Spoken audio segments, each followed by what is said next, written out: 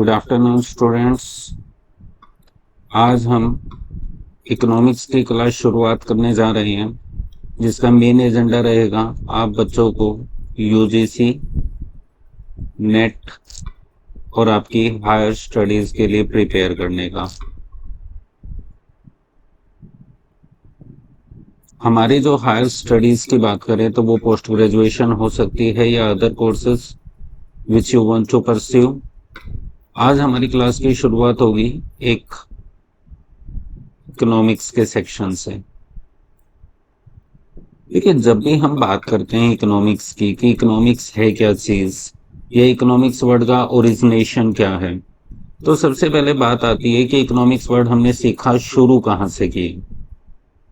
तो इकोनॉमिक्स को सीखने से पहले हमें एक बेसिक डिफरेंस पता होना चाहिए, the word between economy and the word between economics. Economy क्या है? इकोनॉमी एक प्रकार से प्रैक्टिकल अप्रोच है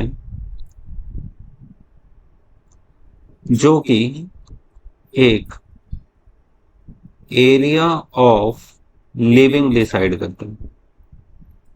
एरिया ऑफ लिविंग मीन्स हर वो एरिया जिसमें एक पर्सन अपना स्टैंडर्ड डिसाइड करता है कि उसको किस तरीके से काम करना है, उसका वर्किंग एनवायरनमेंट रहेगा क्या, उसको अपने लाइवलीहुड के लिए क्या कुछ जनरेट करना है।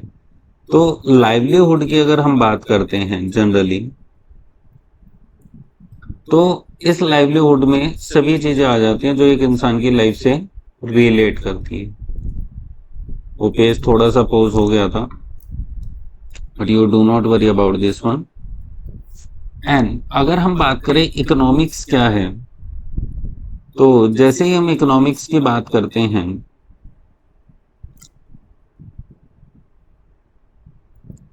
हम बात करते हैं कि इकोनॉमिक्स क्या चीज है। Economics is a study of human behaviour. Study of human behaviour, इंसान का बिहेवियर कैसे, किसको लेकर के, towards allocation of resources.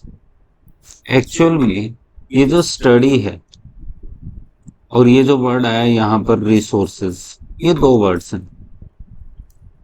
Study हमें जो वर्ड बताती है हाउ टू डील, हमें किसी भी चीज के साथ कैसे समझौता करना है। And resources, what is resources, आप सभी ने पढ़ा भी है पहले भी, और फिर से बताता हूं। रिसोर्सेज क्या होते हैं? रिसोर्सेज एक मीडियम है which you can use to fulfill your desires, your wants, your demands,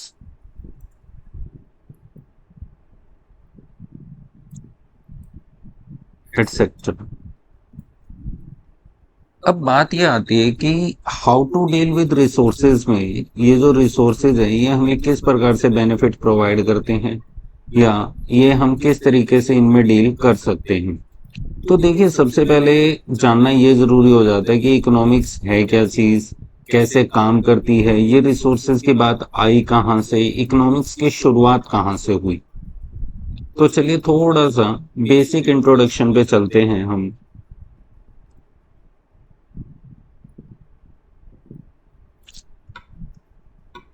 economics की शुरुआत 1776 में मानी जाती है बाय सर एडम स्मिथ। क्या इसका मतलब ये है कि बिफोर 1776, क्या हमने कभी इकोनॉमिक्स के बारे में जाना ही नहीं? तो क्वेश्चन आएगा यस, जाना चाहा, लेकिन 1776 से पहले बार्टर सिस्टम फॉलो होता था। अब बार्टर सिस्टम तो सभी को पता है, गुड्स एंड सर्विसेज का जो एक्सचेंज होता था वो गुड्स एंड सर्विसेज के लिए ही होता था। तो आफ्टर 1776 ऐसा क्या हुआ? देखिए, बार्टर सिस्टम को खत्म करने में हमें पता है मनी का इंट्रोडक्शन वो काफी हद तक काम आया, लेकिन 1776 में एडम स्मिथ ने एक बुक लिखी जिस बुक का नाम है an inquiry into the nature and causes of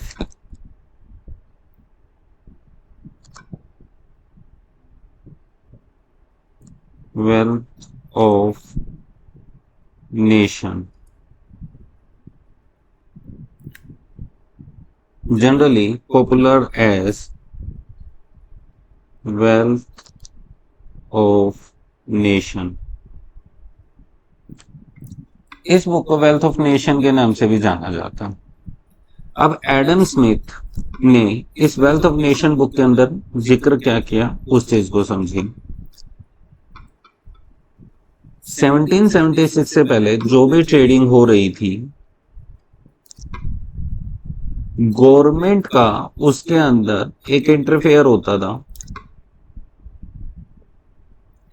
और गवर्नमेंट मैक्सिमम पैसा टैक्स के रूप में वसूल करती थी, बिकॉज गवर्नमेंट का यह मानना था कि जो रिसोर्सेज हैं वो गवर्नमेंट की प्रॉपर्टी है। लेकिन एडम स्मिथ ने इस चीज को अगेंस्ट करना शुरू किया। एडम स्मिथ का मानना था कि इस बुक के अंदर हम एक कॉन्सेप्ट लेकर आएंगे जिस कॉन्सेप्ट का नाम होगा लेजिस फेयर। लेजिस फेयर का मतलब होगा नो गवर्नमेंट इंटरफेयर, किसी प्रकार का कोई गवर्नमेंट इंटरफेयर नहीं किया जाएगा। अब किसी प्रकार का गवर्नमेंट इंटरफेयर का मतलब ये नहीं था कि गवर्नमेंट को बिल्कुल खत्म कर दिया जाएगा। रूल्स एंड रेगुलेशन अभी भी गवर्नमेंट ही बनाएगी, बट प्रोडक्ट्स के ऊपर उनका कोई कंट्रोल नहीं होगा। प्रोडक्ट के जितने भी रिसोर्सेज हैं उन सभी पर प्राइवेट कंट्रोल चलेगा।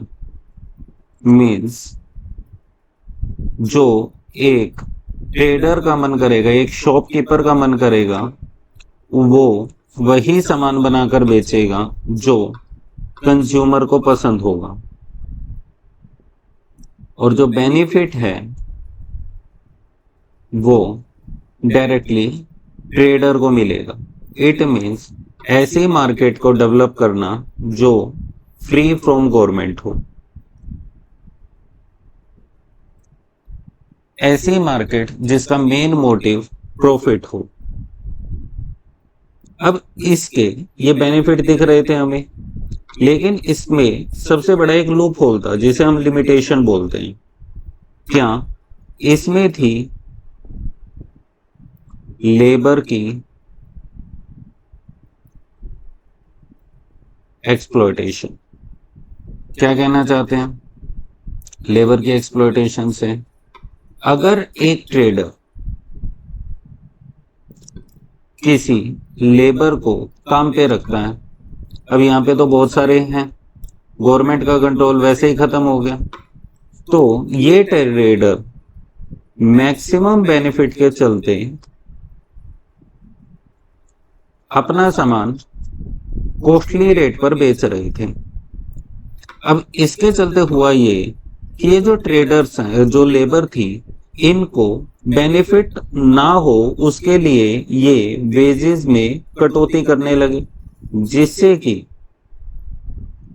ट्रेडर की कॉस्ट ऑफ मैन्युफैक्चरिंग कम हो जाए, लेकिन रेट जो है वो हायर रहे। तो उस चीज के चलते इन्होंने लेबर के साथ बार्गेनिंग करनी शुरू कर दी कि अगर तुम्हें काम करना है तो करो, नहीं करना तो हमारे पास लेबर की कमी नहीं है। अब लेबर के लिए लूप होल ये था कि वो गवर्नमेंट के पास नहीं जा सकते, क्योंकि जब एडम स्मिथ ने कैपिटलिस्ट इकोनॉमी की शुरुआत करी तो उन्होंने पहले कहा था हमें गवर्नमेंट इंटरफेयर सिर्फ रूल एंड रेगुलेशन के लिए चाहिए, हम किसको काम पे रख रहे हैं किसको काम पे नहीं रख रहे उस चीज में कोई कंट्रोल नहीं देखा जाएगा। अब ये जो इकोनॉमी है ये 1776 में शुरुआत होती है, जिसे नाम दिया गया पूंजीपतियों की इकोनॉमिक्स, क्योंकि ट्रेडर की चल रही थी इसलिए इसे नाम बना दिया गया कैपिटलिस्ट इकोनॉमी।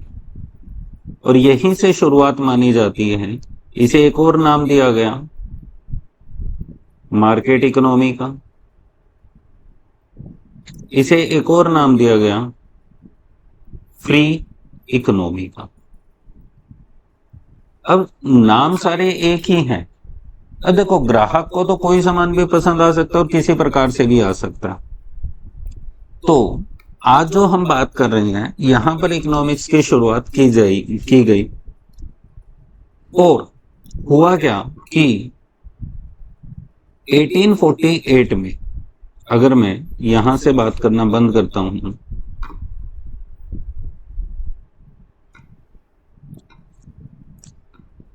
1848 में इसके बाद कार्ल मार्क्स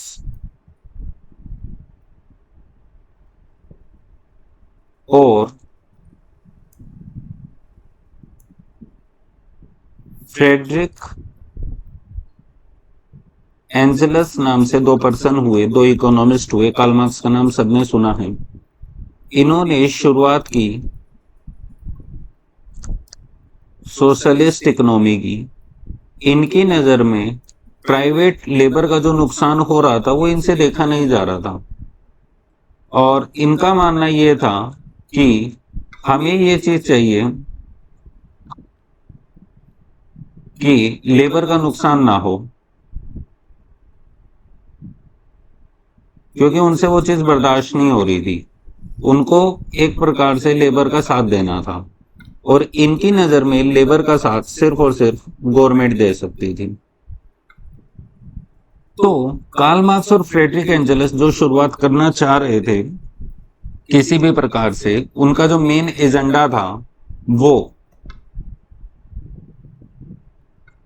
सोशलिस्ट इकोनॉमी को प्रमोट करने का था, जो कि उन्होंने 1848 में की। और उन्होंने टोटली गवर्नमेंट कंट्रोल को प्रमोट किया। इनका मानना यह था कि किसी भी कंट्री की प्रोग्रेस तभी पॉसिबल है जब वहां के ट्रेडर्स प्रॉफिट मोटिव के लिए नहीं बल्कि पब्लिक वेलफेयर के लिए काम करें। अब कैपिटलिस्ट इकोनॉमी जो हमने ऊपर पढ़ी उसके अकॉर्डिंगली तो सिर्फ लेबर का ही एक्सप्लॉयटेशन नहीं हो रहा था, यहां पर सिर्फ लेबर का ही एक्सप्लॉयटेशन नहीं हो रहा था बल्कि पुअरर सेक्शन का भी एक्सप्लॉयटेशन हो रहा था। पुअरर सेक्शन भी डेवलप नहीं हो पा रहा था। इस ड्यूरेशन में रिचर सेक्शन जो है वो और ज्यादा अमीर हो गया, और जो पुअरर सेक्शन था वो और ज्यादा डाउन टू अर्थ हो गया, क्योंकि उनके लिए कोई सामान ही नहीं बनता था तो वो भूख मरने वाले काम हो गए थे उनके लिए। लेकिन यहां पर पब्लिक वेलफेयर को प्रमोट करने की बात की गई। अब पब्लिक वेलफेयर, किसी भी देश की गवर्नमेंट कभी भी प्रॉफिट मोटिव के लिए काम नहीं करती। उस देश की गवर्नमेंट का जो मेन एजेंडा होता है वो सोशल वेलफेयर का होता है। उसको जो मेन काम करना है वो सोशल वेलफेयर के लिए काम करती है। अब कार्ल मार्क्स और फ्रेडरिक एंजेलस के अकॉर्डिंगली हमें एक ऐसी इकोनॉमी की शुरुआत करनी थी जिसके अंदर पब्लिक वेलफेयर हो,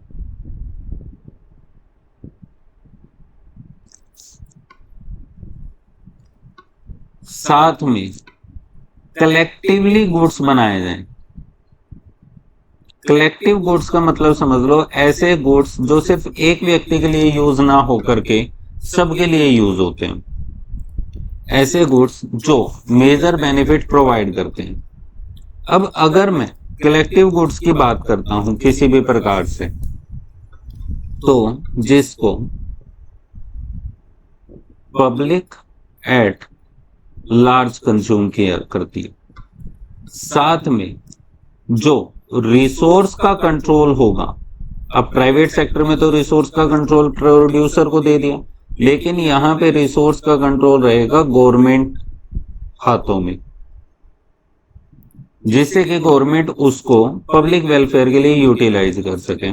मतलब यहां पर पुअरर सेक्शन को ऊपर लेकर जाने की बात थी और उसका एक ही काम हो सकता है, वो थी इनकम इक्वालिटी, कि अमीर और गरीब के बीच में भेदभाव खत्म किया जा सके।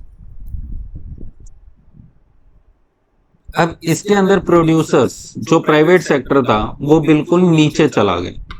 वो अपने बिहाफ पर कोई इन्वेस्टमेंट करना ही नहीं चाह रहा था, क्योंकि उसको पता था कि उस इन्वेस्टमेंट का उन्हें कोई बेनिफिट मिलेगा ही नहीं, तो इन्वेस्टमेंट नहीं थी। अब इन्वेस्टमेंट नहीं होती है तो एम्प्लॉयमेंट जनरेट नहीं होती। अब गवर्नमेंट खुद कितना काम दे देगी? अब एम्प्लॉयमेंट नहीं है तो इनकम नहीं है। तो यू देखे तो इसमें बेनिफिट तो है, पब्लिक वेलफेयर हो रहा है, लेकिन जो ओवरऑल बेनिफिट दिखना चाहिए था वो नहीं हो रहा था। तो ये लूप होल इसके सामने हमें निकलकर सामने आ रहे थे। अब ये चीज कार्ल मार्क्स ने शुरुआत की। अब हुआ ये, इसको देखते हुए न कैपिटलिस्ट इकोनॉमी में फायदा दिखा, न सोशलिस्ट इकोनॉमी में फायदा दिखा। 1936 में एक और मेन इकोनॉमिस्ट जिनका नाम है जॉन मेनार्ड कीनीज, इन्होंने शुरुआत की मिक्स इकोनॉमी की। अब मिक्स इकोनॉमी जैसा कि नाम से ही शो होता, मिक्स, किन्हीं दो चीजों का मिक्सचर। तो यहां पर जो कैपिटलिस्ट इकोनॉमी है और जो सोशलिस्ट इकोनॉमी थी, दोनों को मिक्स करके शुरुआत की बात की गई। 1936 में जॉन मेनार्ड कीनीज ने एक बुक लिखी थी, जिस बुक का नाम था द जनरल थ्योरी ऑफ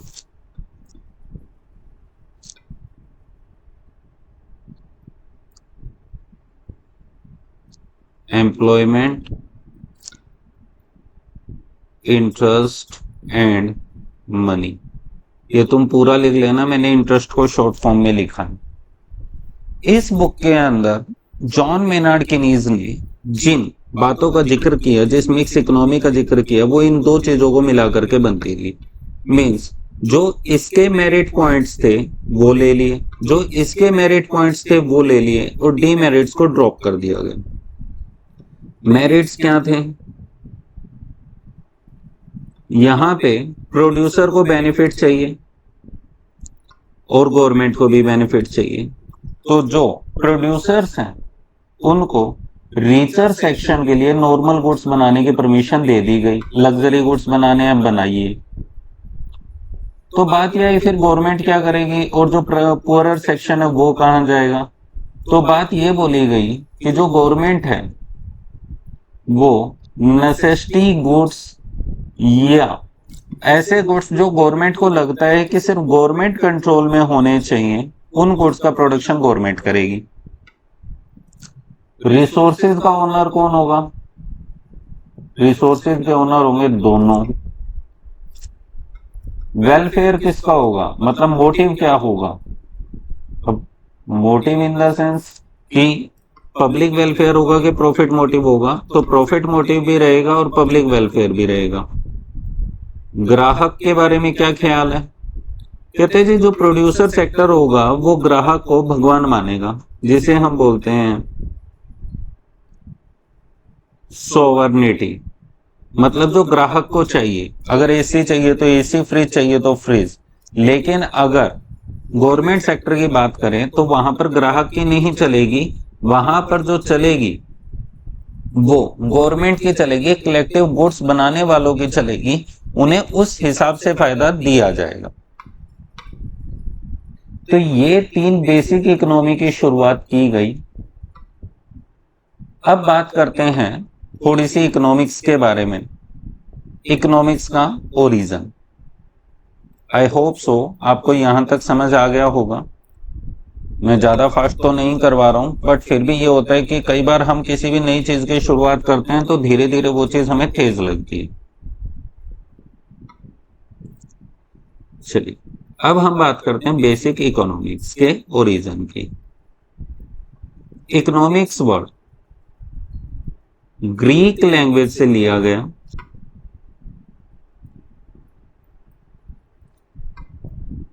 जो वर्ड है ओइकोस निमिन, जिसका मतलब होता है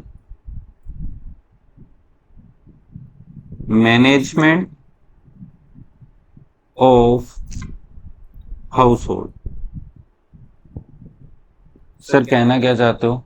इकोनॉमिक्स वर्ड के अंदर ही इसका मीनिंग छुपा हुआ है, मैनेजमेंट ऑफ हाउस होल्ड, की जो किसी भी कंट्री के अंदर या किसी भी घर के अंदर जो रिसोर्सेज अवेलेबल होते हैं उन्हें कितना फ्रूटफुली,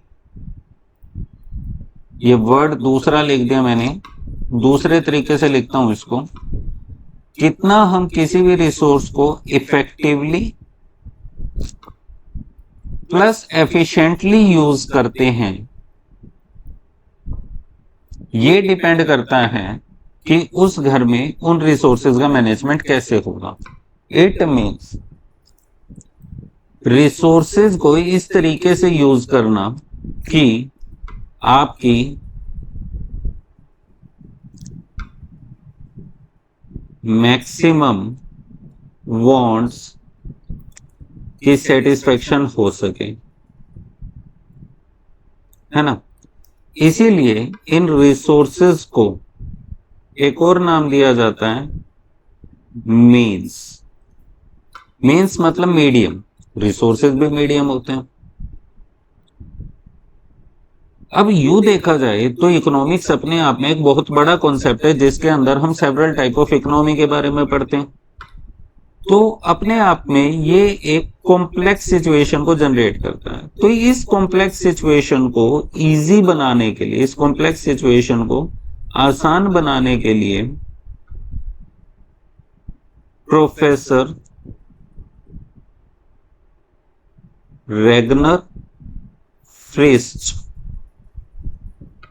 ने 1933 में हमारी इकोनॉमिक्स की 2 ब्रांचेस बना दी, जिसमें से एक ब्रांच माइक्रो इकोनॉमिक्स और एक ब्रांच मैक्रो इकोनॉमिक्स के नाम से जानी जाती है।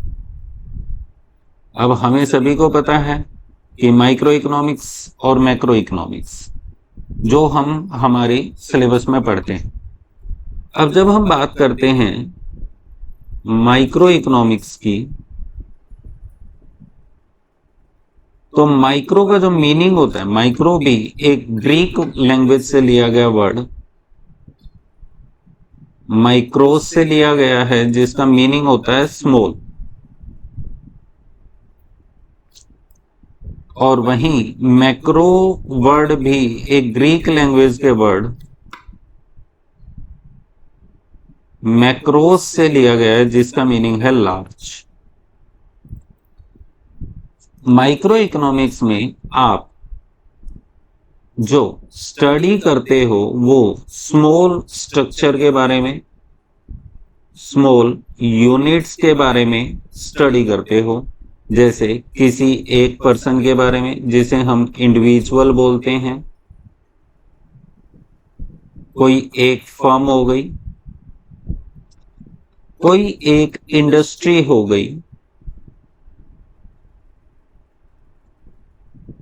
कोई स्मॉल ग्रुप हो गया। स्मॉल ग्रुप मतलब 2-3 जनों से मिलकर के। वहीं पर मैक्रो इकोनॉमिक्स में जो चीजें हम पढ़ते हैं वो हम लार्ज यूनिट के बारे में पढ़ते हैं, जैसे कि कंट्री के बारे में, सोसाइटी के बारे में,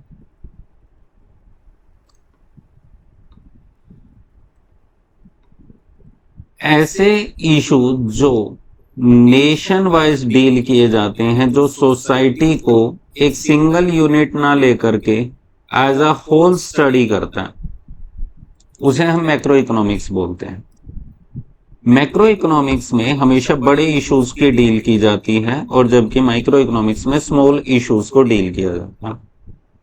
माइक्रो इकोनॉमिक्स को थ्योरी ऑफ प्राइसिंग के नाम से भी जाना जाता है, क्योंकि यहाँ पे प्राइसिंग डिसाइड होती है।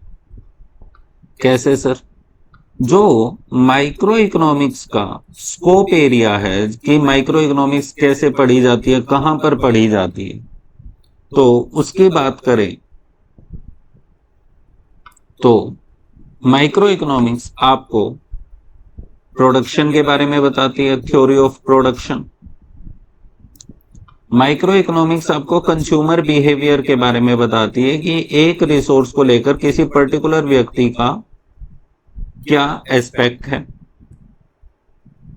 मार्केट के स्टडी के बारे में बताती है, डिमांड एंड सप्लाई के बारे में बताती है,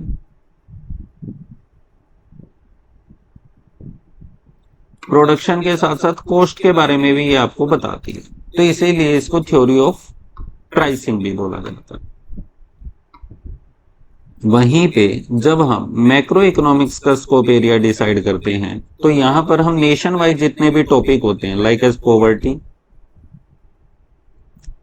लाइक एज बैंकिंग, इंश्योरेंस, या फिर अगर हम बात करते हैं पॉवर्टी, बैंकिंग, इंश्योरेंस के अलावा जो देश का सबसे बड़ा इशू है वो है नेशनल इनकम, जिनके बारे में हम स्टडी करते हैं, जिनके बारे में हमें ये रहता है कि हमें देश के लेवल पे उन चीजों को स्टडी करना है। तो ये सब इश्यूज हम मैक्रो इकोनॉमिक्स में स्टडी करते हैं। अब यहां से ये चीजें समझ में आती हैं कि मैक्रो इकोनॉमिक्स जो है वो एक अच्छे खासे बड़े लेवल पर डील की जाती हैं, जैसे पॉवर्टी हो गया, डेवलपमेंट हो गया। डेवलपमेंट का मतलब मेरा, वैसे तो देखिए ये एक अलग एस्पेक्ट है, डेवलपमेंट का मतलब किसी एक पर्टिकुलर एरिया का, जैसे रूरल डेवलपमेंट। जब हम बात करेंगे रूरल डेवलपमेंट की तो वो पूरे देश में जो भी ग्रामीण इलाके हैं उनके बारे में बात करेगा। ये था माइक्रो इकोनॉमिक्स और मैक्रो इकोनॉमिक्स को लेकर के। अब जब हम बात करते हैं कि इकोनॉमिक्स की ब्रांचेस क्या हैं, इकोनॉमिक्स किस तरीके से डील होता है, या फिर सब्जेक्ट मैटर ऑफ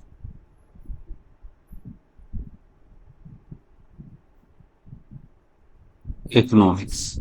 देखिए फर्स्ट क्लास है वैसे तो आज हमारी, लेकिन फिर भी हमें ये रहता है कि कहीं ना कहीं थोड़ा बहुत बोरिंग सा हो जाता है। ये 1-2 क्लासों में ही रहेगा, तो आपको थोड़ा सा उस चीज को समझना भी पड़ेगा। सब्जेक्ट मैटर ऑफ इकोनॉमिक्स की जब हम बात करते हैं तो हम 2 चीजों के बारे में पढ़ते हैं। एक हम पढ़ते हैं पॉजिटिव इकोनॉमिक्स और एक हम पढ़ते हैं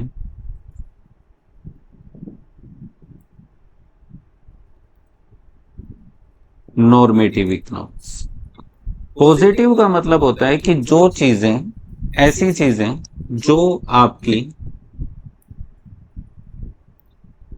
फैक्ट एंड फिगर के ऊपर डिपेंड करती है, जिनको आप झुठला नहीं सकते, जिनको आप वेरीफाई कर सकते हो कि वो सही है, गलत है, अब पॉजिटिव इकोनॉमिक्स जब सच्चाई की बात करते हैं तो वो डाटा चाहे आपका पास्ट का हो,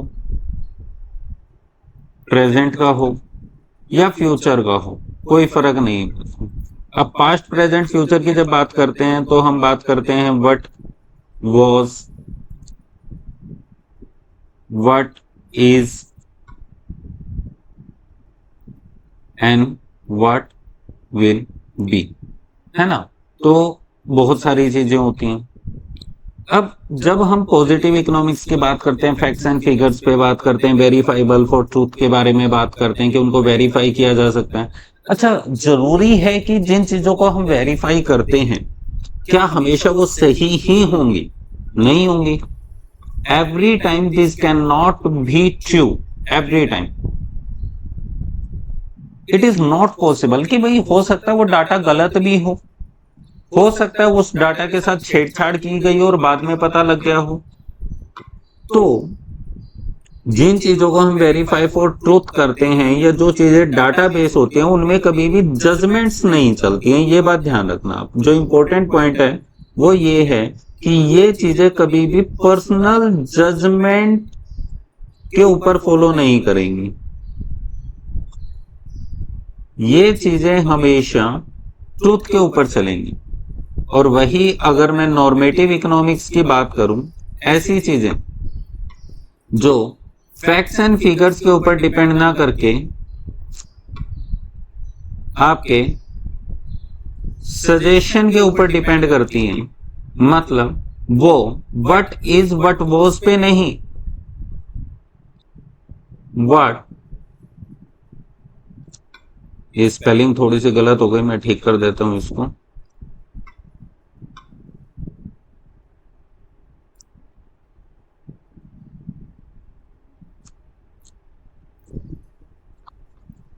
व्हाट और टू बी पर डिपेंड करती हैं।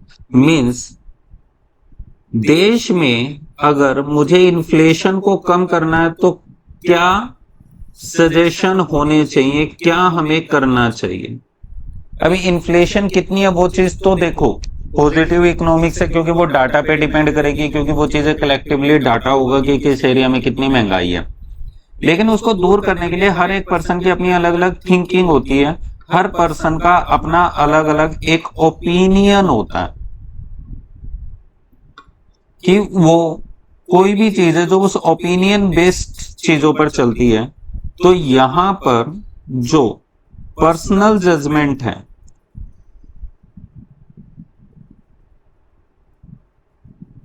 वो फॉलो होगी, और जहां पर पर्सनल जजमेंट्स फॉलो होंगी क्या तुम उन्हें कभी वेरीफाई करने की कोशिश भी करोगे?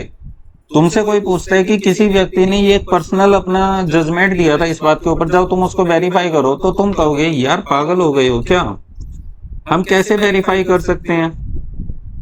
पूछा गया क्यों, कहते वो उस इंसान की अपनी इंडिविजुअल थिंकिंग थी जिसके ऊपर उसने काम किया, उस इंसान को 10 दिन के बाद ही याद नहीं रहेगा कि उसने क्या थिंकिंग दी थी।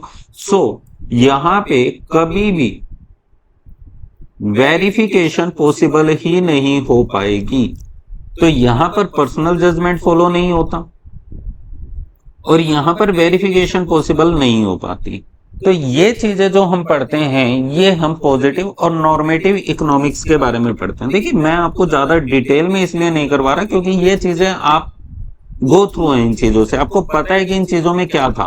बट वही है कि जब हम इकोनॉमिक्स की शुरुआत करें और हमें इन चीजों के बारे में फिर से अगर पता लग जाए तो वो चीजें सही रहती हैं।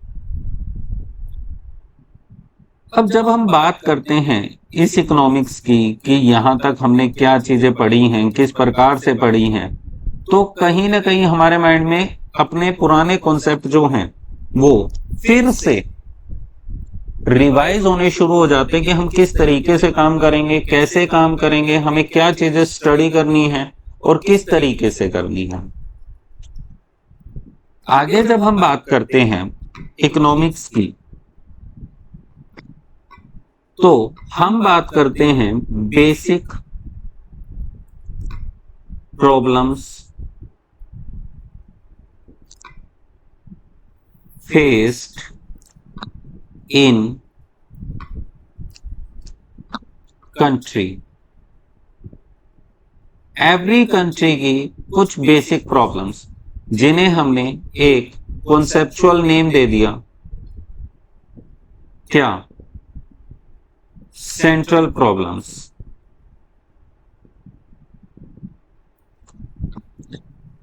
तो हर कंट्री की वैसे 3 बेसिक प्रॉब्लम्स होती हैं। What to produce,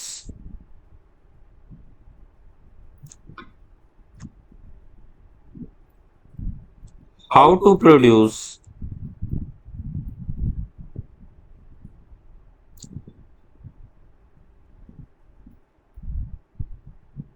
for whom to produce. देखिए, व्हाट टू प्रोड्यूस, क्या बनाना है, कैसे बनाना है, किसके लिए बनाना है, या एक और जोड़ देता हूं,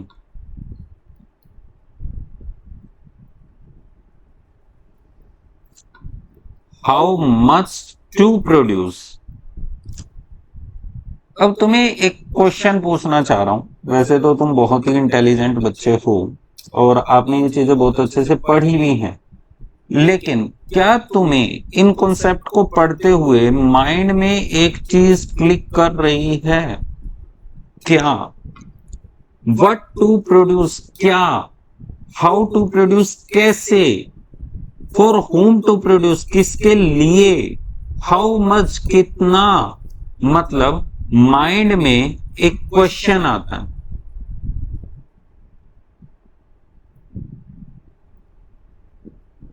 मीन्स क्वेश्चन क्या है? व्हाट टू प्रोड्यूस क्या बनाए, मतलब यू हैव अ ऑप्शन, क्या बनाए। अगर आपके पास एक ही चीज है तो ऑप्शन आएगा ही नहीं। It means you have a option of choice, कि तुम्हारे माइंड में कहीं ना कहीं एक चॉइस है। क्या बनाना चाहिए, क्या उगाना चाहिए, राइस उगाएं या फिर वीट उगाएं या फिर मक्का उगाएं। It means you have a option of choice कि इन तीनों में से क्या उगाएं। तो माइंड में आएगा जिसकी पैदावार, जिसके रेट अच्छे हो, वो चीज उगानी चाहिए। मीन्स अगर हम चॉइस की बात करते हैं तो चॉइस अराइज हुई, और ये जो चॉइस अराइज हुई ये हमारे इन 3 प्रॉब्लम की बेसिक जड़ है, रूट कोज है। सर क्या कहना चाह रहे हो आप? मैं ये कहना चाह रहा हूं कि अगर आपके पास चॉइस होती ही ना, ध्यान से सुनो मेरी बात को, if you do not have a choice then what. तो क्या तुम्हें कभी प्रॉब्लम आती? ये प्रॉब्लम आई क्यों रही है? ये प्रॉब्लम इसलिए आ रही है because you have a choice. Choice किस चीज की? Choice about production, choice about technique. तो हम बोल सकते हैं कि ये जो रूट कोज है इन प्रॉब्लम का बेसिक, वो चॉइस है। अब चॉइस के बारे में 2 चीजें याद रखनी है। एक तो चॉइस रूट कोज है। सर मान लो मेरे पास एक ही ऑप्शन होता, ओनली राइस, तो क्या तब भी मेरे पास चॉइस आती? मैंने कहा जब चॉइस आ सकती है कि राइस के अगर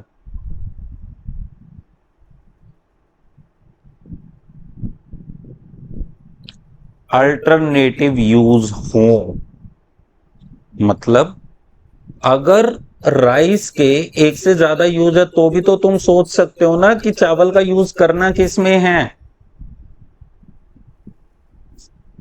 सर और बताओ चॉइस कब कब आती है? चॉइस आती है जब तुम्हारी जरूरतें बहुत सारी हों। अगर तुम्हारी जरूरत ही एक है, जैसे आप कभी किसी आउट ऑफ स्टेशन जाते हो तो पानी की बोतल, पेट बोतल आप खरीदते हो तो उसका यूज एक ही होता है, आपने पानी पिया एंड यू थ्रू द बोतल आउटसाइड। है ना, उसका यूज नहीं है। लेकिन जो पानी घर में आता है, you have alternate options, you have unlimited wants with that water. तो आप उस पानी को कभी स्टोर करके रखते हो, कभी फ्रिज में रखते हो, कभी कैंपर में रखते हो, कभी उसका कोई और यूज करते हो फॉर बाथिंग, फॉर वॉशिंग। आप उसका मल्टीपल यूज करते हो। तो आपके पास जब कोई चीज अनलिमिटेड जरूरतें तुम्हें उस टाइम पर दिख रही होती है, तो भी तुम्हारे पास होता है कि मुझे इसमें से कौन सी जरूरत पहले पूरी करनी है। और एक और होता है, और ये चॉइस इसलिए है because you have a limited resource. तुम्हारे पास जो वो पानी है, तुम्हारे पास जो वो चावल है, वो अगर तुम्हारे पास अनलिमिटेड मात्रा में हो, तो तुम क्या करोगे? तो कहोगे सर आने दो। लाइक एज एग्जांपल लेते हैं, ये एक पर्सन है ए, और यहां पे एक पर्सन है बी, जो कि इसके फादर साहब हैं। ये फादर साहब इस ए पर्सन को डेली बेस पे पॉकेट मनी देते हैं। इन माय फर्स्ट एग्जांपल, ये एक नॉर्मल परिवार से बिलोंग करते हैं, ठीक है, नॉर्मल फैमिली है इनकी। तो इनके पास पैसा भी लिमिटेड सा होगा, इनकी एक बेसिक सैलरी आ रही होगी, उसमें से पॉकेट मनी देते होंगे इसको, से ₹50 पर डे। तो इस पर्सन के पास इस ₹50 में से चॉइस है कि वो उसमें से कितने रुपए खर्चे, ₹10 खर्चे, ₹20 खर्चे, ₹40 खर्चे, 50 खर्चे, इसकी चॉइस है। लेकिन वो उससे ज्यादा नहीं कर सकता। दूसरे केस में ये जो फादर साहब हैं, ये है अंबानी अडानी, जिनके पास अनलिमिटेड पैसा है। तो वो भी लिमिटेड, बट मान लेते हैं एक बार वो अनलिमिटेड है। तो वहां पे अगर अनंत अंबानी को कोई सामान खरीदना है, तो डू यू थिंक सो कि क्या वो चॉइस करेगा, या उसको जो जो पसंद आता जाएगा वो उसे खरीदता जाएगा? तो ऑप्शन है, अगर सर खरीदता जाएगा, उसके पास तो पैसों की कमी ही नहीं है। तो जाहिर सी बात है, मेरे पास चॉइस का ऑप्शन भी तो तभी है ना जब मेरे पास लिमिटेड रिसोर्स है। पापा ने घर से ₹20 दे करके भेजा, तो ही तो माइंड में आता है कि इस ₹20 का क्या क्या यूज करना है। पापा ने छूट दे दी, जा बेटा बाजार में चले जा, जो मन करे वो खरीद ले, फिर हम सोचते ही नहीं है कुछ भी। तो लिमिटेड रिसोर्स का होना, अनलिमिटेड जरूरतों का होना, या उस रिसोर्स के एक से ज्यादा यूज हो जाना, ये सभी के सभी हमारी बेसिक चॉइस को रिप्रेजेंट करते हैं। और ये चॉइस ही इन प्रॉब्लम्स का रूट कोज है। अगर चॉइस ना हो तो हमें रूट कोज बनने की जरूरत ही नहीं पड़ेगी, फिर हमें कुछ सेलेक्ट करने की जरूरत ही नहीं पड़ेगी। तो ये तीन चीजें आपको याद रखनी है। अब एक लाइन बोली जाती है, मैं ना दूसरे कलर पेन से लिखता हूं ताकि तुम्हें वो चीज विजिबल रहे। यहां पे लिखता हूं, choice is essence of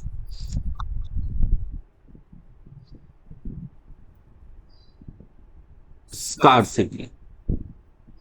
choice is a sense of scarcity, मतलब अगर कहीं पर किसी भी चीज की कमी की बात की जाएगी, लिमिटेडनेस, रेयरनेस की बात की जाएगी, तो समझ लेना वहां पर कहीं ना कहीं चॉइस एक ऐसा आउटकम आएगा जो माइंड में फिर से वो चीजें क्रिएट कर देगा कि अच्छा, चॉइस आ रही थी तभी ऐसा हुआ। अरे बहुत सिंपल सा कॉन्सेप्ट है कि चॉइस को समझना बहुत ज्यादा जरूरी है। तो ये जो चीजें मैंने तुम्हें अभी बताई, ये बहुत बेसिक सी चीजें हैं जो हमारे माइंड में कहीं ना कहीं क्लियर होती हैं। अब इन चीजों को तुम्हें बहुत अच्छे से समझना है कि चॉइस है क्या चीज, चॉइस का मेन कारण क्या है, अब प्रॉब्लम्स क्या है। अब देखते हैं, फिर से प्रॉब्लम्स पे चलते हैं। चॉइस की वजह से प्रॉब्लम्स हुई,